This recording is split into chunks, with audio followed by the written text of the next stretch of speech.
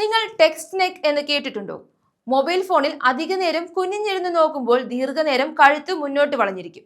ഈ അവസ്ഥയാണ് text neck എന്ന് പറയുന്നത്.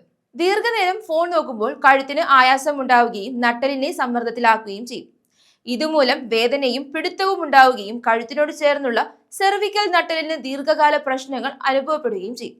മനുഷ്യന്റെ തലയുടെ ഭാരം കഴുത്ത് ഒരു പ്രത്യേക സ്ഥാനത്തിരിക്കുമ്പോൾ എളുപ്പത്തിൽ താങ്ങി നിർത്താൻ കഴിയും. എന്നാൽ തല മുന്നോട്ട് ചരിക്കുമ്പോൾ അധിക പിന്തുണയില്ലാതെ ഭാരം കൂടുന്നു. ഭാരം കൂടുന്നതിനാൽ പേശികൾ, ലിഗമെന്റുകൾ, സ്പൈനൽ ഡിസ്കുകൾ എന്നിവ പിടിച്ചു നിർത്തുകയാണ് ചെയ്യുന്നത്. ഇത് മുതിർന്നവർക്ക് മാത്രം വരുന്ന ഒരു പ്രശ്നമല്ല.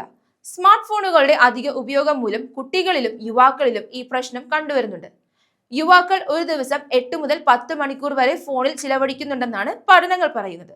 ഇത് വിദ്യാർത്ഥികളിലും കൗമാരക്കാരുടെ ഇടയിലും കഴുത്തുവേദന, പുറത്തിനു മുകളിലെ വേദന, മറ്റ് മസ്കുലോസ്കെലറ്റൽ പ്രശ്നങ്ങൾ എന്നിവയ്ക്ക് കാരണമാകുന്നുണ്ട്.